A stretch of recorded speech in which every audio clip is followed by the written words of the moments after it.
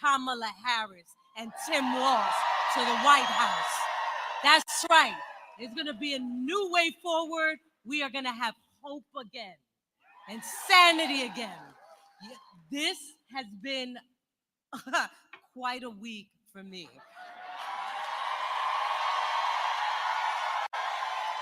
For this Puerto Rican girl from the Bronx. Just last Sunday, I was on stage at the Emmys because I became the first Latina to win an Emmy for Best Supporting Actress in a Comedy for playing Tina on The Bear. 76 years, and I'm the first. Thank you. So now, pa'lante. So now that I know something about making history, I am here to tell you that we can make history again by sending Kamala Harris and Tim Walz to the White House. Yes. Si se puede. That's right. Because like so many of you, I am on this stage today because of the hard work and the sacrifices our ancestors made. My grandparents came to New York from Puerto Rico by boat starting in 1919. I know they had big dreams for us all, and I wish they could see who and where we are today. Latinos make up 20% of this country. Philadelphia, y'all are number 4, Puerto Rican population. Okay. Que viva Puerto Rico! Que viva! We are growing this country every day in its prosperity. And we have more political sway now than ever before. And when we vote, we win. Yes.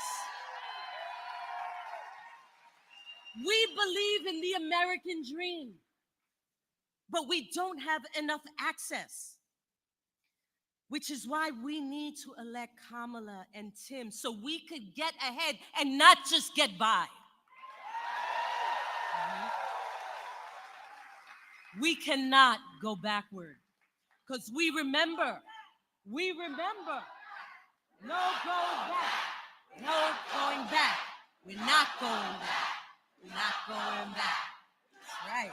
That's right, because we remember after Hurricane Maria devastated the island, Trump blocked billions of dollars in hurricane relief. Okay, contributing to thousands of deaths. How he disrespected us and how he called Puerto Rico dirty and poor and tossed paper towels at us. We can't go back. Okay, the Biden-Harris administration has begun investing $140 billion toward Puerto Rico's economy, environment, recovery, and infrastructure. That's right.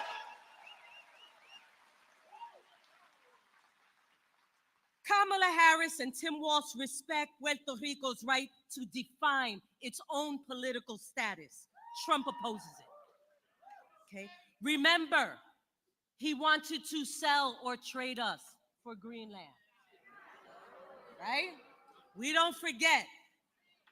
We cannot, for all Latinos, we cannot go back to witnessing our children being put in cages.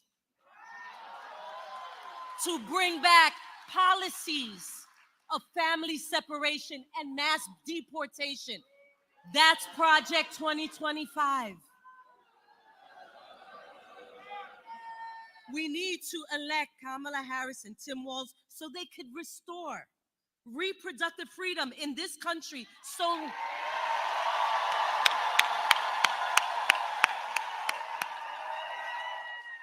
because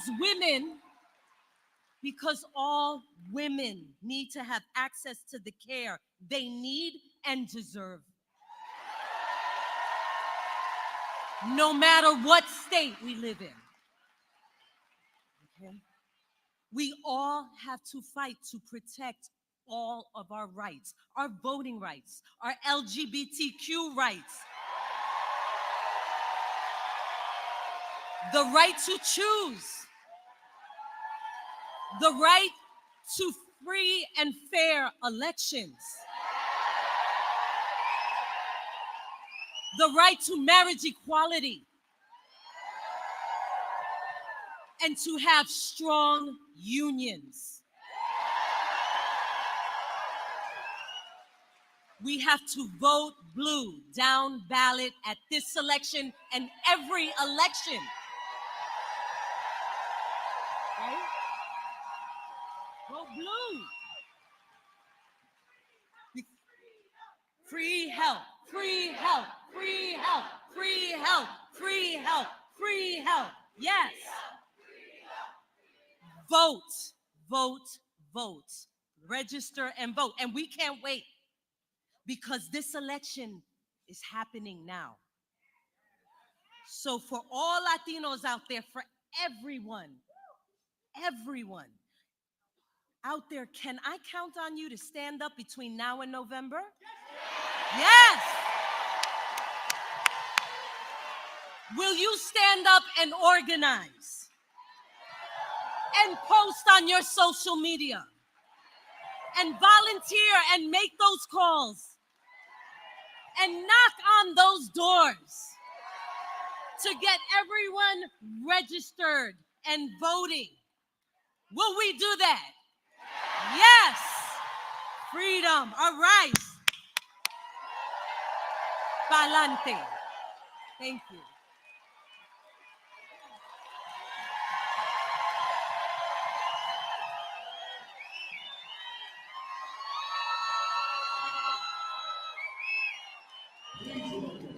Grammy winner and Golden Globe and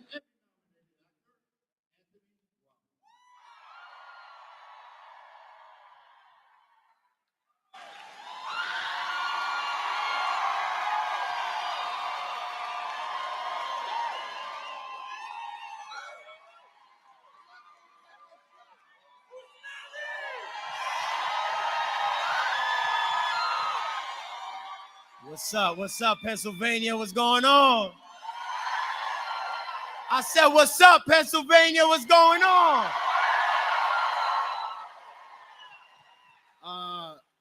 I feel like Barack Obama after Michelle spoke at the DNC. Shout out to Liza, because she just killed that. I didn't write anything down. But, you know, so I'm going to speak from the heart.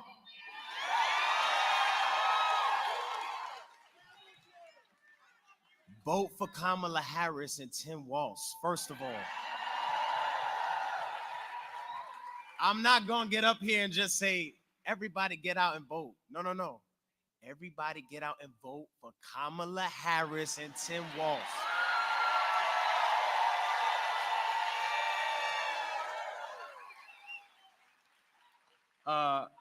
I want to really speak to,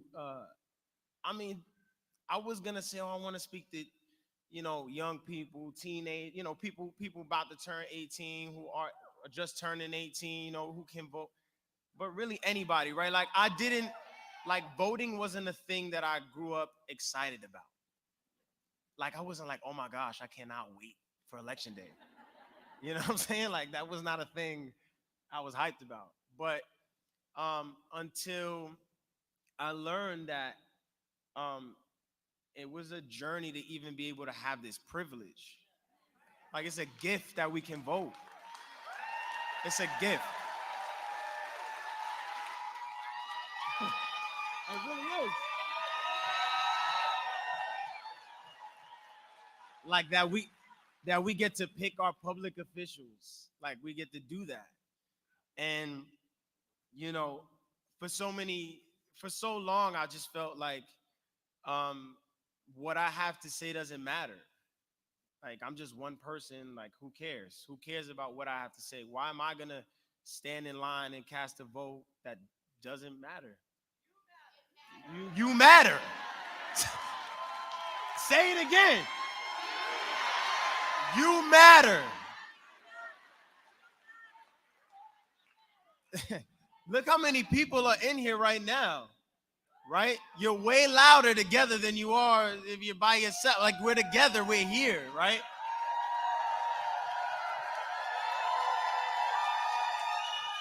And I want to encourage you.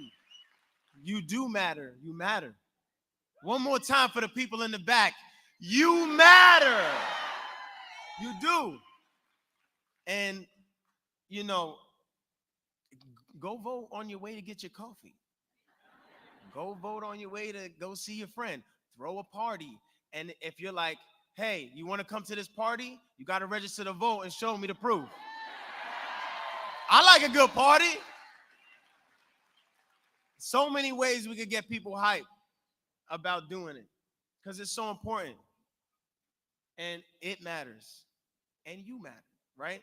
And, you know, it's not like we're living in a world like we don't know what we're going to get.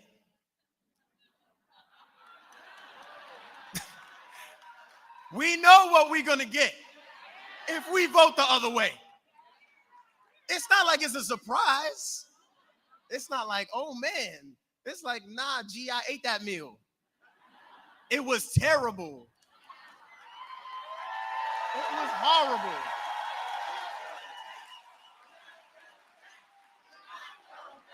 We're not going back.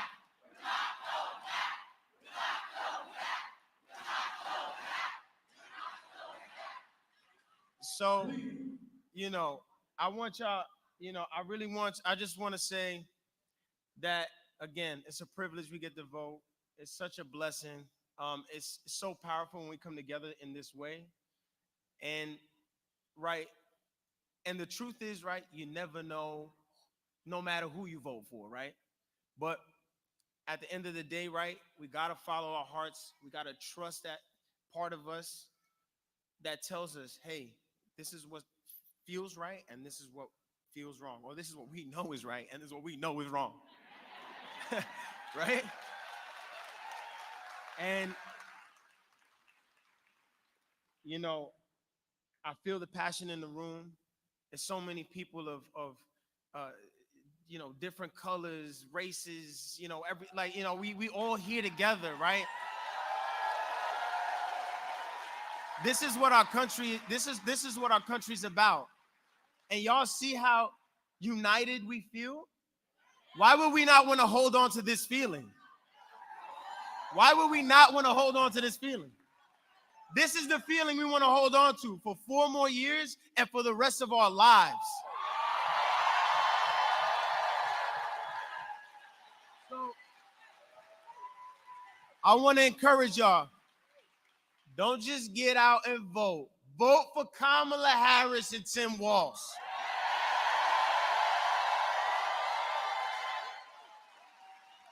Because one more time for the people in the back. Why? Because you matter. Thank y'all. God bless.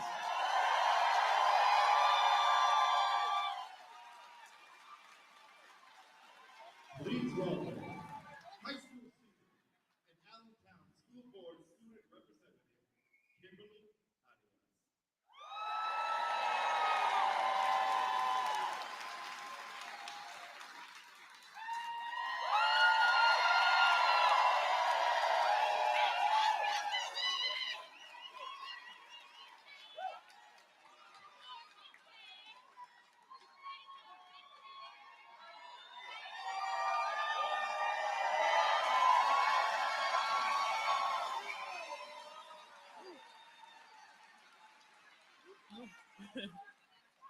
Well, hello.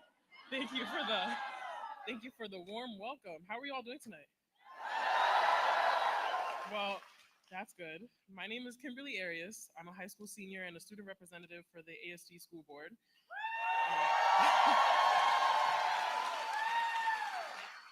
A little about me: this spring, I'll graduate with a high school diploma and an associate's degree thanks to Lehigh Carbon Community College Early College Program.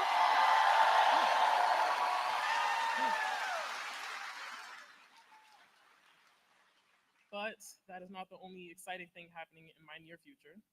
Just this week, I registered to vote, and this election. Oh, thank you. This election will be my first one. When I go into that voting booth on November 5th for the first time, I will enthusiastically cast my vote for Vice President Kamala Harris and Governor Tim Walz.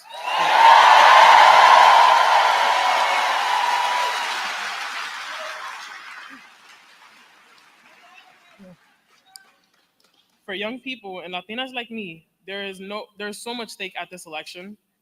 We young people know that our most basic freedoms are under attack and on the line. Kamala Harris understands this, and as vice president, she has taken this decisive action on the issues most important to young people. She helped deliver historic debt relief to over 5 million Americans, and will keep fighting to take more stress off students' shoulders.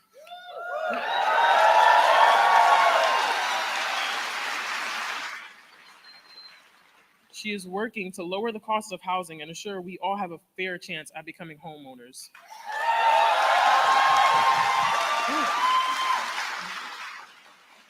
She has taken on the NRA and fought for common sense gun control. She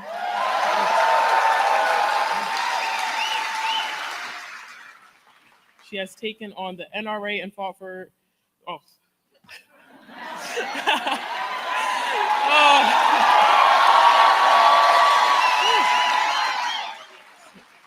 I'm so sorry for that. She has led the fight to restore our reproductive freedom after Donald Trump proudly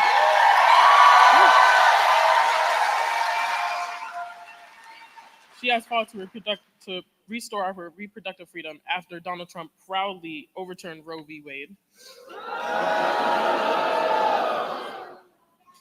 Governor Walz also understands us. As a governor, he's lowered the cost of insulin to $35 per month, eliminated junk fees, and signed paid leave into law so that parents can take care of their sick families without losing their job.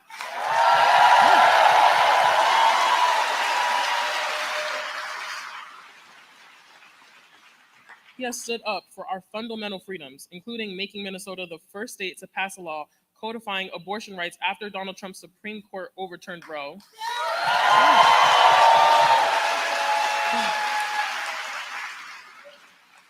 Now, what exactly has Donald Trump done for young people?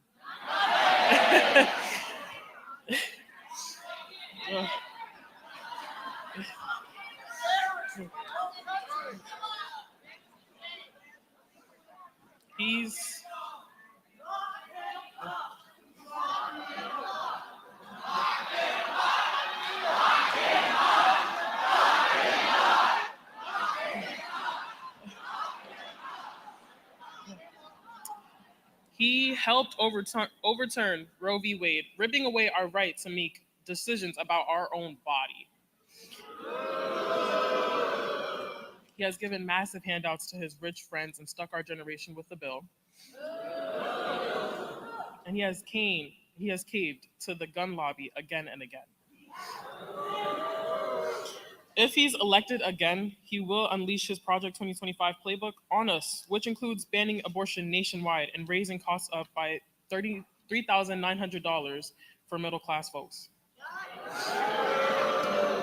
That's why this first vote of mine is so important, because the stakes could not be higher and the choice could not be clearer to me. On Election Day, I will proudly cast a vote for Kamala Harris and Tim Walz.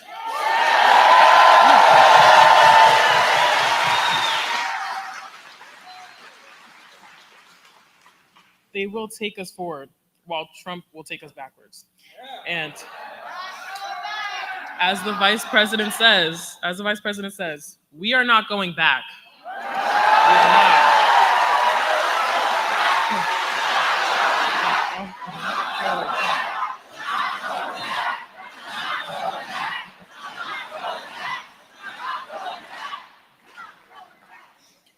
So now, the moment you have all been waiting for.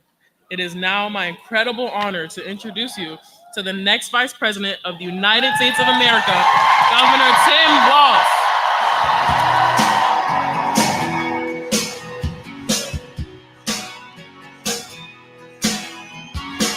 Well, I was born in a small town, and I live in a small town.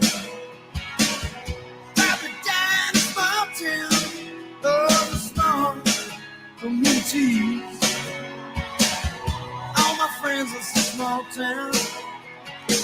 My parents live in the same small town. My job is a small town, but that's little opportunity. Whoa.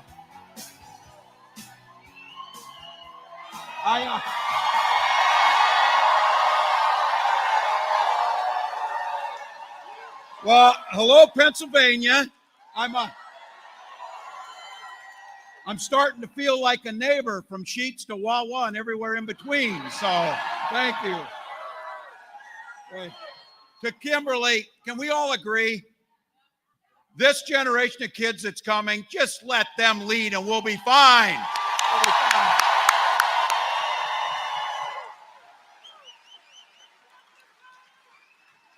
And you guys back here know you're on TV all the time, right? Yeah.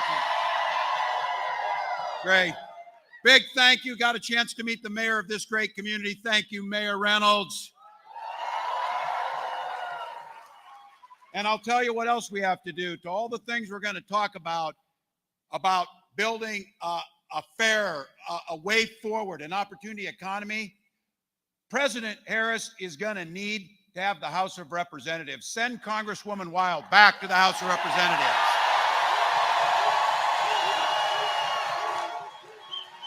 Get her back. All right, I have to tell you, somebody said, well, what's it been like the last 6 weeks? Pretty strange, pretty strange. Not weird, just pretty strange. So a little different. So, but if it weren't enough to be Vice President Kamala Harris's running mate, if that weren't enough, I'm here with Anthony and Liza today.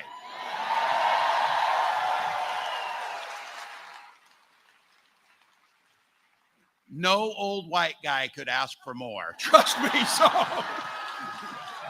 yeah. I also, so all of you know, I'm always out there, spotting talent and stuff. Can we all agree there's a second career for Liza and Anthony here at some point? And yeah, they're great at what they do, but that type of passion, that type of vision, incredible. So all of you, Minnesota and Pennsylvania do have a lot in common. But I am quick to point out Super Bowl rings are not one of them. So, hey, Vikings are 2-0. Give me this moment. Give me this moment. So, but look, these two states do share a lot of history. It's the history about building this country. American steelworkers have long been a path to our economic strength and our arsenal of democracy. Steelworkers have always had America's back. Vice President Harris and I will have their back. Here's the connections. Here's the connections, people. I'm a geography teacher for 20 years. By the way, thank you to the folks at Freedom High School for having us right here.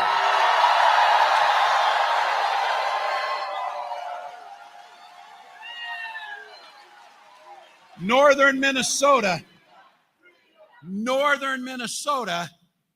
has some of the richest iron mine deposits in the world.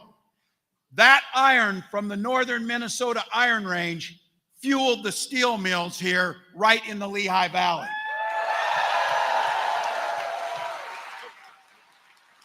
Together, it was our people that built the tanks that won World War II and freed the world from Nazi oppression.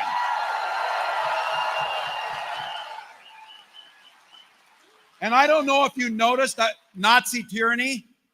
We got folks running as Republicans for governor that are proud to refer themselves as Nazis. let's not pretend that there's a gradual difference between the folks that are running here, that they're running together. Across this country, we forged the bridges, we built the highways, we built the skyscrapers, and we are still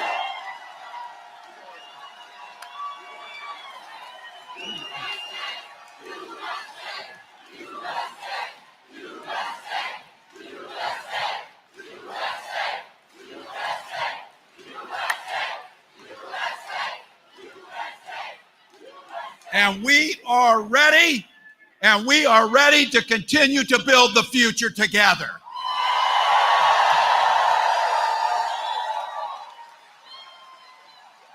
Another proud part of our two states' heritage is we have a long history of being home to Puerto Rican and Latino families who chose to start their lives in our state. They grew our economy, and every single day, their presence in our states and our country make us stronger and better.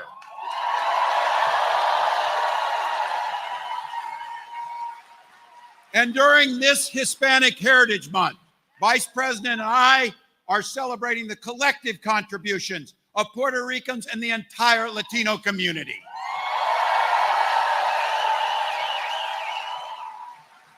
And for so many of their families, we recognize a painful anniversary of the landfall of Hurricane Maria, which continues to have a devastating impact. In March, Vice President Harris visited San Juan. She pledged to continue supporting the reconstruction. And when she and I are in the White House, you can count on our support. Now, to all of you, it is a beautiful fall day in eastern Pennsylvania. You could have been anywhere. You've got kids at soccer practice. You're ready for football. You're doing things at home, and it's a day off. But not this crew. You chose to come here.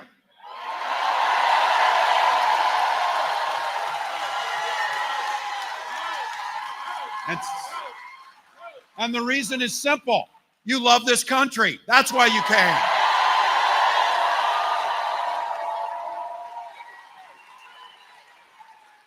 Kamala Harris understands that. She understands what it means to serve. From her first day as a prosecutor, a district attorney, and then Attorney General of the state of California, and Vice President of the United States. She has had one thing on her mind. She serves the people. She serves the people. Her job is to serve and protect those people, whether it was taking on predators and fraudsters trying to cheat people, or there was taking on transnational gangs and greedy corporate interests. She was there and never hesitated to work with anybody across the aisle to get things done for the American people.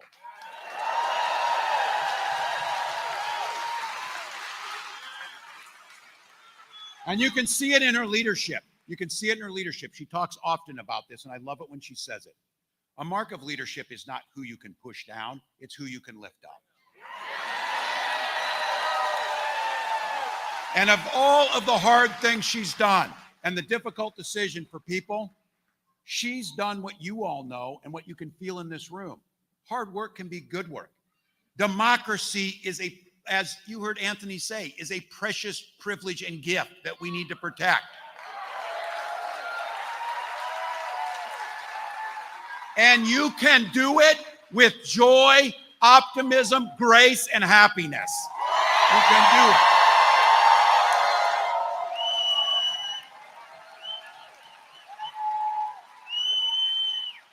I'm proud to be a part of this fight with her. I am proud. She oftentimes talks about it. Look, Tim and I grew up geographically a long ways apart, from Oakland, California to small towns in rural Nebraska. I grew up in a town. Now when you come from a small town, you heard John Mellencamp's music playing. You out small town people. I had 24 kids in my graduating class. 12 were cousins. But what you learn is your community is your family. You take care of one another. You look out for them. You lift them up. Kamala Harris says that. We didn't grow up in the same place, but we grew up around the same people. People who worked hard for a living. People who understand how to pay their bills and wanted to see their children get ahead. Understood, as Anthony always talks about, the power of a teacher in public education to make a difference.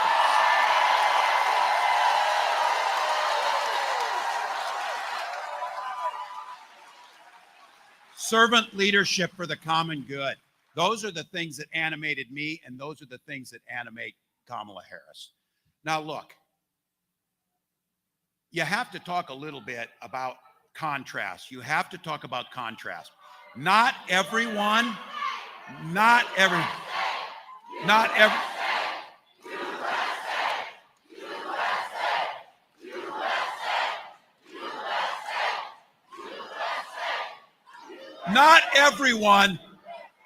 not everyone is going to see the world the same way. But there's a set of core values that we share. Things that animate our service, things that lift us up together. Now, I want to tell you something. You know politics. We've been in politics. We know that there's no expectation that there will be 100% agreement on things, but there's shared values. And the one thing I will tell you, a remarkable thing happened. It's pretty obvious to us that Donald Trump and J.D. Vance do not share our values in any way. They do not share our values. Look, it's not even about policies. It's about sharing our values. Last week, Senator from the state of Ohio did something really surprising. He told an absolute truth in this. That shouldn't be a low bar. But he told the truth. He admitted to creating stories about people that live in his state, immigrant families, to spread fear and drum up hatred to people in his community. His Republican governor had to write an op-ed saying none of those things are true about our community.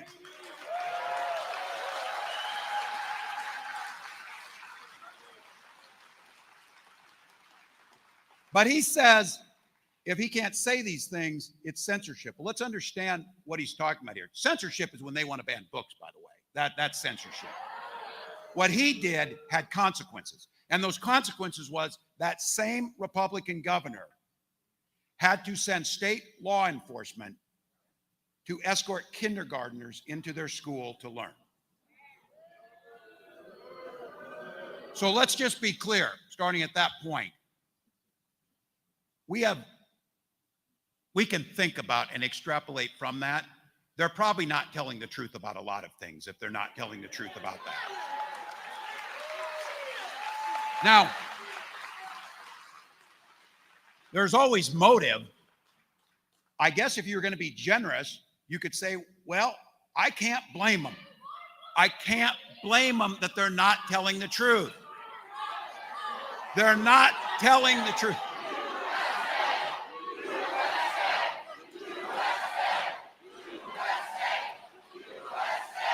Let's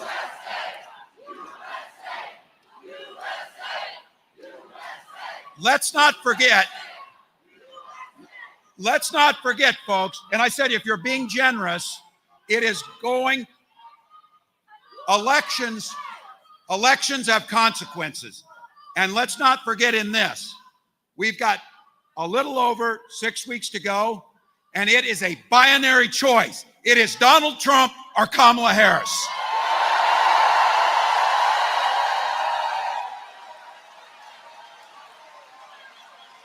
So in talking about what we want to get and being the big tent we are, we're generous people in here. I said, I can almost see where you would say, well, I can kind of see why Donald Trump's not telling the truth. Because if he tells the truth, he doesn't get a damn vote. This is all about what do you do to get a vote, not what's good for America, not what's good for our security, what's not basic human decency. They know if they tell the truth, they don't get votes. So they spread the lies. So here's the deal. You saw it at the debate, which, can we keep talking a little bit about that debate?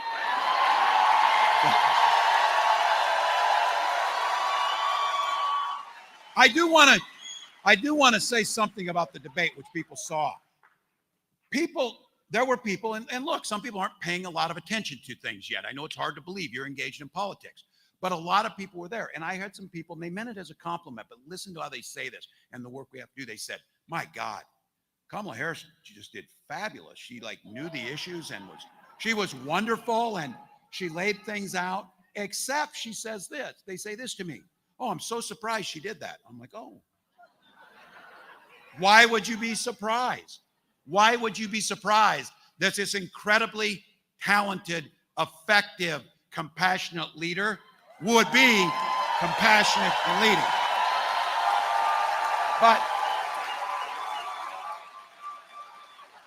But what you all know is it's what people don't say, and it's what Donald Trump never says. His vocabulary, while not hugely wide, there is one word he's very good at. Yes, someone smaller. I saw that. I see you there. The one word he knows well is I. Me. That's about as far as it goes. I, me, what's good in it for me? He didn't say anything about how he was going to make life better for the American public. He didn't say anything about how it was going to impact your family. He didn't even say anything how it was going to impact his supporters' families, because, of course, we're here to make sure the policies we advocate for are good for their families. Donald Trump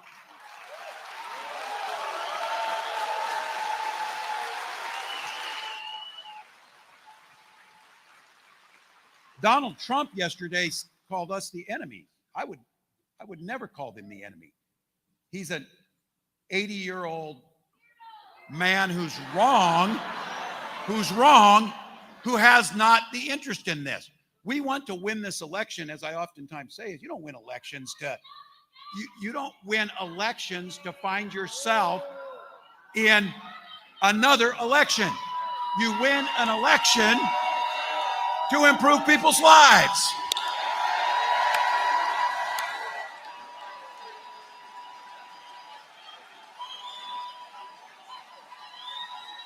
So, again, folks, binary choice. Binary choice. Donald Trump or Kamala Harris. That's what we've got, folks. And you saw on the stage, Donald Trump, after 9 years, also did something that surprised me. He at least said he had a concept of a plan for health care. So I taught school for a couple decades, and that would...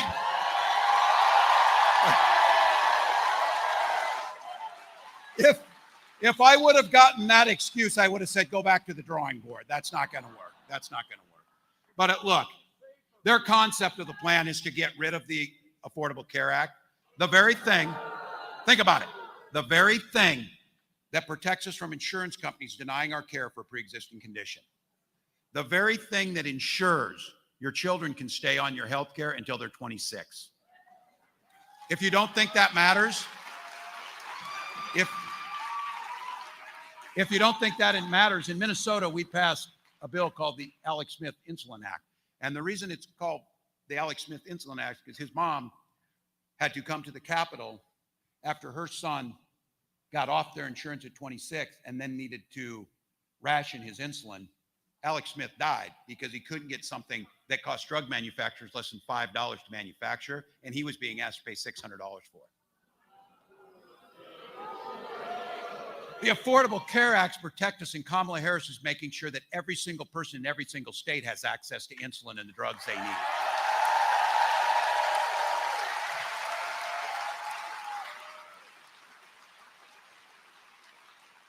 I saw Senator Vance lay out the concept of the plan like this has never been tried before.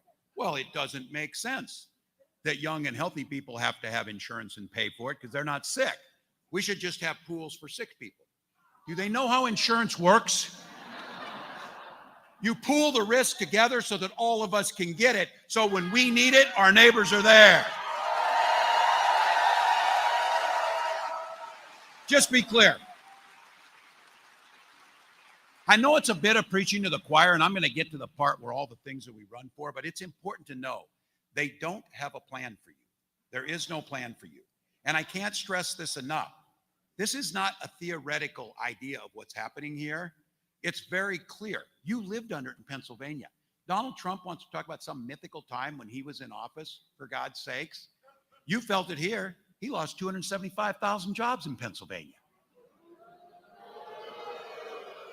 Under Vice President Harris, 560,000 jobs have come back, including 29,000 manufacturing.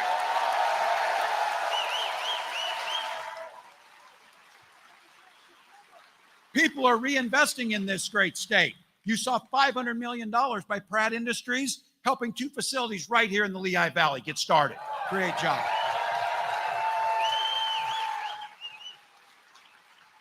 And I served in Congress before I was governor and Donald Trump was president. So I've served when I was in Congress when he was president, and I've served as governor. So I can tell you what failure looks like. I watched him do it. I watched him do it. Every week, and I was in Congress, he was going to give us Infrastructure Week. Infrastructure Week. Well, it never happened. Joe Biden and Kamala Harris gave us the infrastructure law.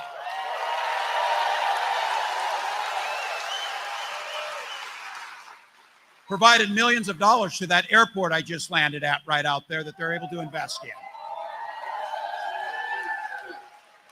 So look, she's laying out a plan what an opportunity economy looks like. We know how this works. Our economy works best when it's fair. We have a saying in Minnesota, we all do better when we all do better.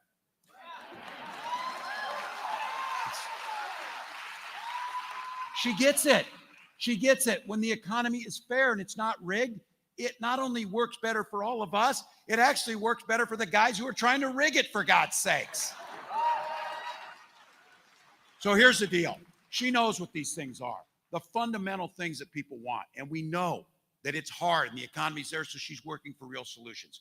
Things like home ownership, making sure home ownership is affordable, making sure we're building 3 million more affordable homes, but also helping with down payment assistance and tax credits to make sure that happens.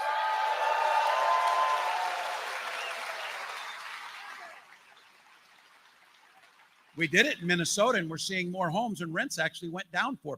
Where is rent going down? It goes down when you're able to create more housing. That's what ends up happening.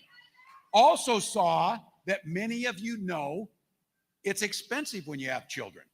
It's expensive. Don't we know it? And for some of you who have little children, it doesn't get much less expensive as they get older. But here's the deal. Kamala Harris is going to make it less expensive. She is doing what we've seen when states do it, and we saw it during COVID pandemic. She has a child tax credit that's going to put $6,000 into the hands of parents that first year. Buy a crib.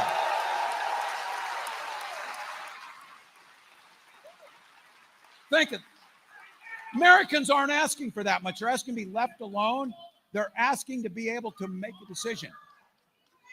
They're allowing to ask for. If they can get a car seat.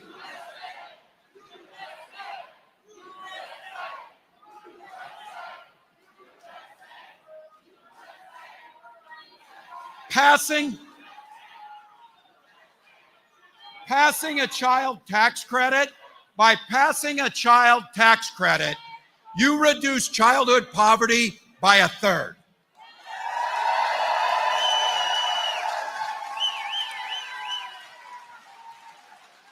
And you just saw it this week. If you're getting squeezed on prices on things like groceries, we're talking about taking on price gouging. Let me tell you what that looks like. The folks who grow our food, farmers, corn is about $4.10 a bushel. It takes about $5 just to break even. Farmers aren't getting rich off what's happening right now. The folks who are trying to make the products that we have aren't, but corporate profits have doubled and corporate pay has quadrupled in many cases. Now look, we're all for a fair economy. We're all for people making it, but you can't rig the economy making things more expensive for the very people who are making and growing those products. That's what she's taking on.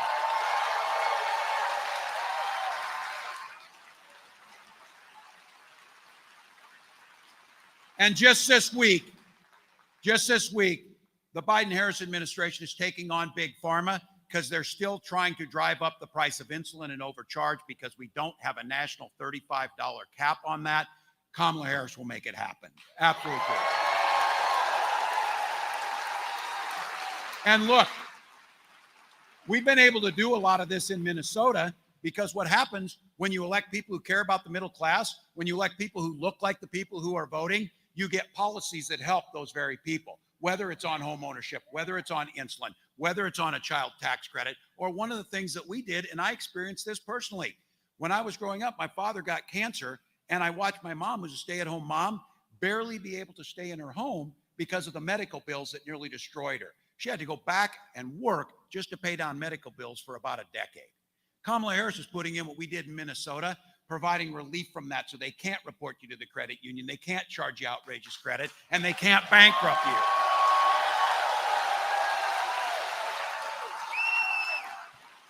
And for so many of you, you want to start your own business, she's going to make sure, and we saw the proposal on this, a 10 times larger tax credit and cutting red tape so you start the business and you go on your own and make the way you want to of the American dream. And look, in a place like this, and we saw it, we got an opportunity to pass something called the PRO Act and sign it into law. Now, the folks who are hollering out here are the folks who understand the purest and the most strongest, and the thing that built the middle class was the ability to collectively bargain and form a union with your neighbors.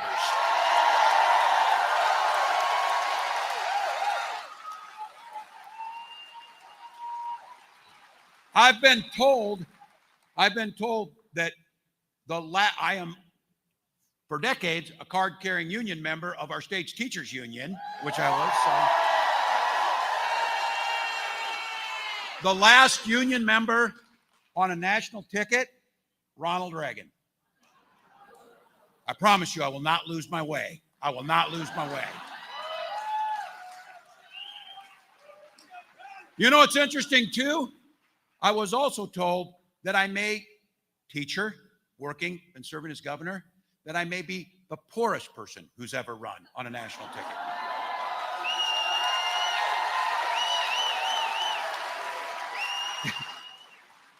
And then the Wall Street Journal wrote a story and said, well, that doesn't tell the whole story.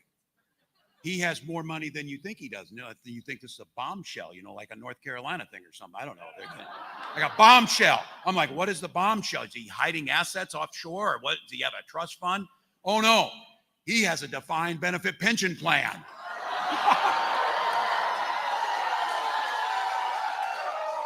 Our wish, Vice President Harris, and my wish is that every American had a defined benefit pension plan.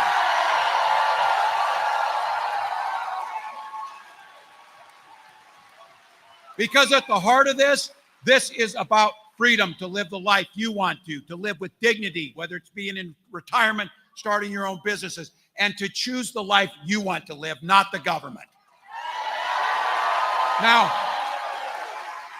I see some of you, I see some of the older folks here can actually remember, and it's like telling the young people, there was a time when Republicans talked about freedom, they actually meant it. In the long ago time, it feels like. Because right now, when they talk about freedom, the freedom of government to be able to invade your bedroom, the freedom of government to invade your exam room, the freedom of government to invade your school libraries and take them. Look, they spend a lot of damn time trying to ban books.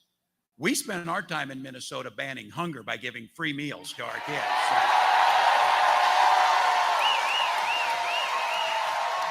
Now look, I'm not asking us, and you hear it, I'm not asking us all to think the same.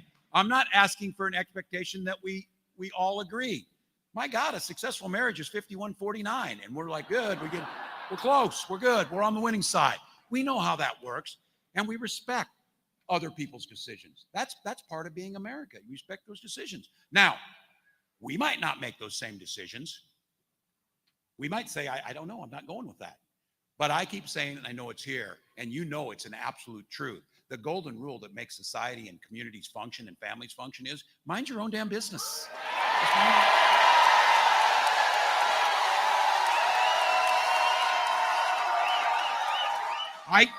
You don't need me. You don't need me.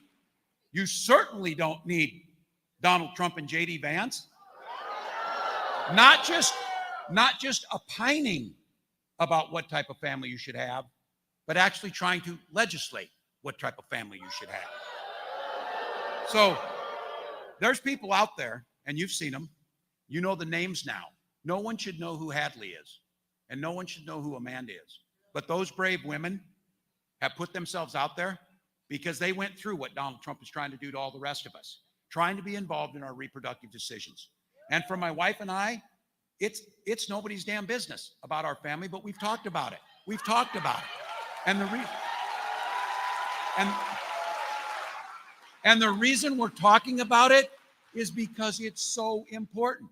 We tell the story, my wife and I, and this should be private and personal, but they make it everybody's damn business that we weren't able to have children and we're dealing with infertility. So we were lucky enough, because I had a union that got me health insurance. We were able to have access to those fertility treatments. And some of you heard me say this. And when that daughter was finally born, we named her Hope, because it's the most powerful word.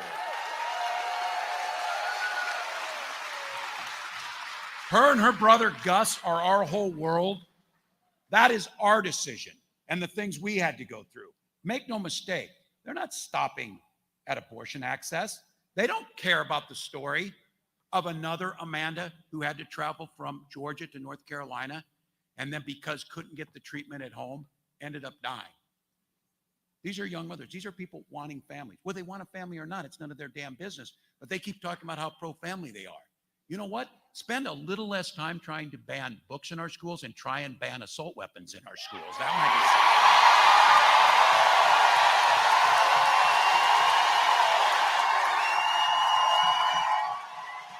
So this is about people's personal freedoms. It's not about the government making these decisions. When Vice President Harris talks about it, we mean you, not us. I often hear this too. You do not need your elected officials to give you a sermon, but you should damn well expect us to try and live one. That's not so hard. Try and have your words match up. Try and do the best you can. So when we mean education too, we mean a ticket to the middle class, not crippling debt for our young people. That's not a giveaway or a handout. That's an investment in all of our future.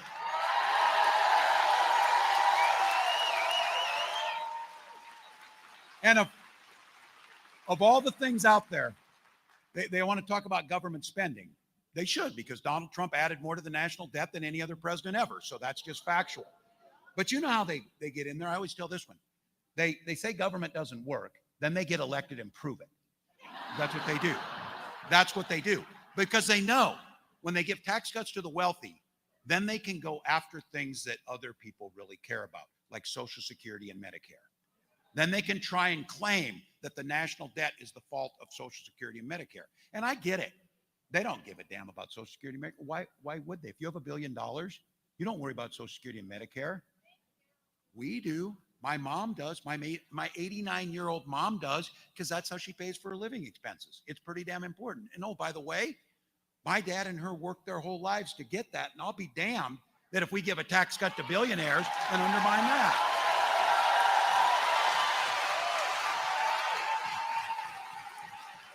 And I'm going to go back. I'm going to go back to this thing, because being in a school, and I was just in Georgia last week, brand new school year, excitement, kids going to school, dressing them up in their best, send them off with a sense of pride. Those of you with young, if some of you in here had sent you to the first day of school, that is a core memory that you are so blessed to be in that moment right now. And all of us are thinking back to sending our little ones out the door to school and all that with such happiness. But now we have to deal with this idea, not just sending them off to school to learn, we have to worry that they're going to be shot dead in their classroom. And I want to be clear about this, so that, because you know what the retort is on this, because by the way, I'm a veteran and a hunter. I'm a gun owner. And we found out in the debate, so is the vice president, a gun owner. There you go. Because this is not about the Second Amendment. But they want to make it about the Second Amendment. Nobody's trying to take your guns. Well, we're going back to our first responsibility is to keep our children safe. That's the priority.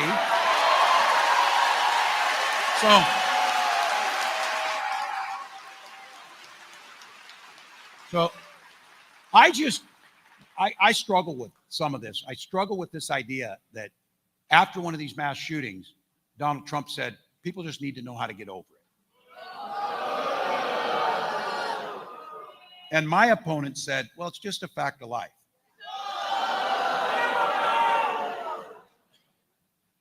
Where do you have to be in your life that that's the first stuff that comes out of your mouth after this? Or the quickly as we know, and I know many people mean well by it, issuing thoughts and prayers. How about action and results? How about that? How about action and results?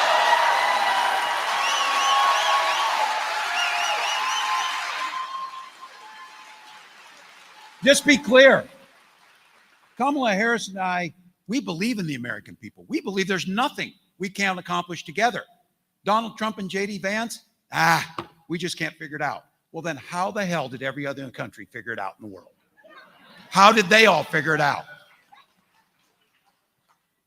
Because I don't believe they love their children any more than us. I believe they love their children just like us. But they have figured out ways to strike a reasonable balance. Things like we did in Minnesota to have enhanced background checks and red flag laws to get guns out of there, to make a difference.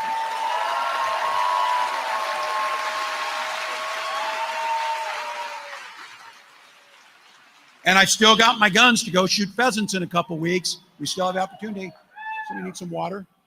We need some water.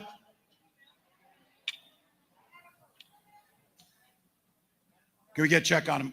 We get someone that, Vin, you got it? Thank you. We've got someone there. We'll make sure, we okay? Getting help. Well, that's what Pennsylvanians do. They help their neighbors. That's what it's about. So that's it's hot. It's hot. Get some water. Okay. We'll get some water. It is hot. Yeah. So thank you all. And again, I'll go back to this. I appreciate you being here. Make sure you're drinking water. Take care of the people next to you. That gave me good advice. Speed up. So there we go. That's good. So I'll bring her home here quick, folks. Look, Kamala Harris made it clear. These guys want to instill fear. They want to tell you that just get over it. It's a fact of life. This is the way it is. She simply has said it doesn't have to be this way. It doesn't have to be this way. We can't afford 4 more years of this, and I've been saying it, this Project 2025. Isn't it funny to watch these guys? Oh, I've never heard of it in my life. They even saw it, never knew, never did whatever. I've been saying this. As a 900 pages of it, I said, as a football coach, when you take the time to draw up a playbook, you're going to use it. They drew up the playbook. They know. But I want to tell you something.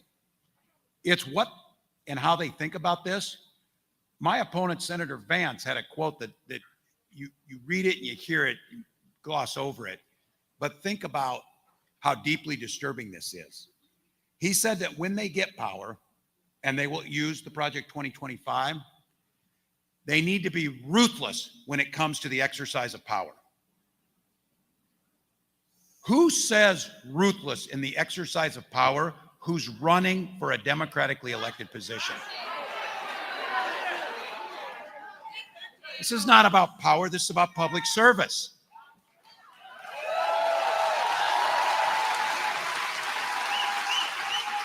This is not about power, it's about governing.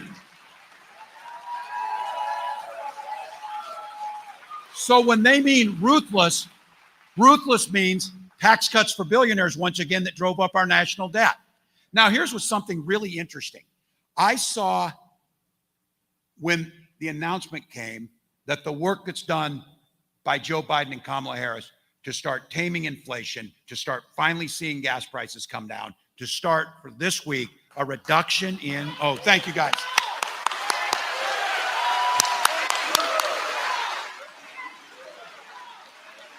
We saw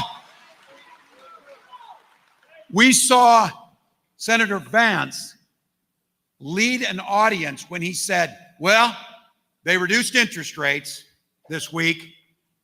How terrible is that? And he got the crowd booing. Who boos for lower interest rates?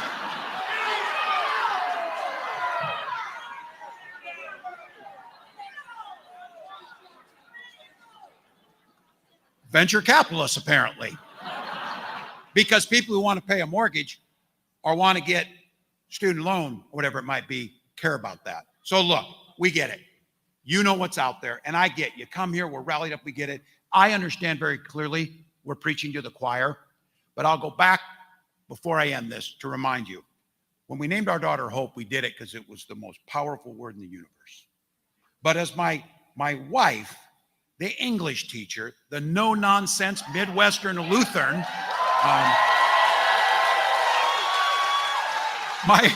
my wife reminds us, hope is not a damn plan. We don't hope we're going to beat Donald Trump. We don't hope that we're going to tackle climate change. We don't hope that we're going to end school shootings. We create a plan to do it.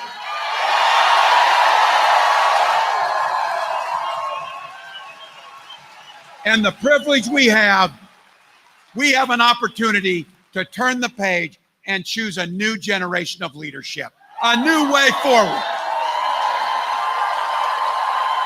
All right, you've been here, it's hot, preaching to the choir, but boy, the choir needs to sing louder than ever.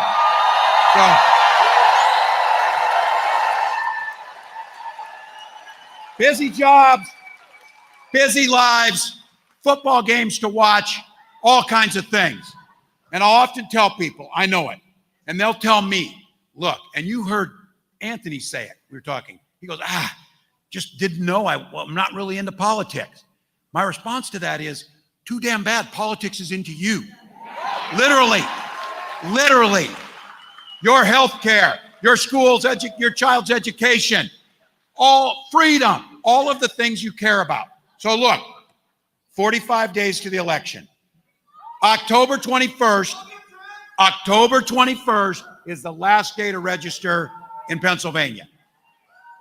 Here's my quick pro tip. Do what Minnesota did. Same day registration, by the way. Same day registration. That up there. But here it is.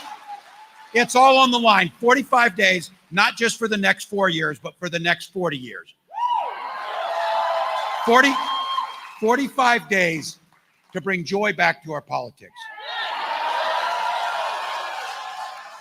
45 days to say we are not satisfied with putting cracks in the glass ceiling. We're pushing President Harris through the glass today.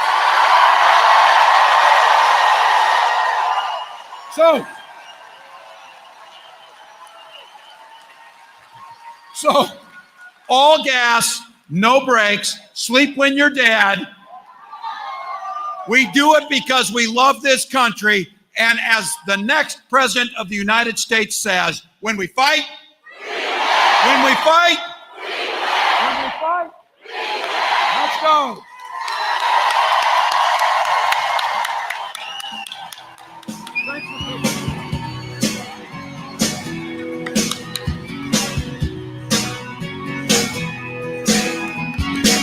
Well, I was born in a small town and live in a small town.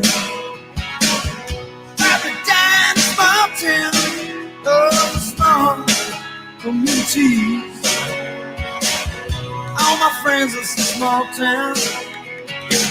My parents live in the same small town. My job is a small town. The vast is loud to the TV. Hey!